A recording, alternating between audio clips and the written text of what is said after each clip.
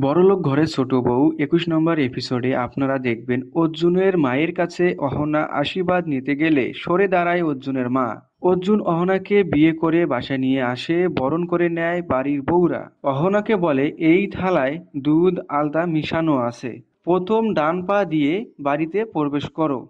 যখনই থালা থেকে অহনা পা বাড়িতে রাখতে যায় ঠিক তখনই হাজির হয়ে যায় অর্জুনের মা।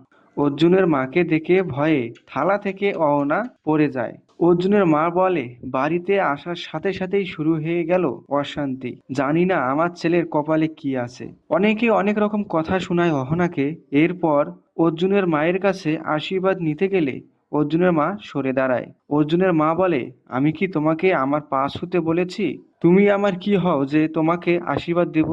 অহনা কি পারবে এই সব সহ্য করে অর্জুনের মায়ের কাছে ভালো বউ হতে? কমেন্ট করে বলে যান। ধন্যবাদ।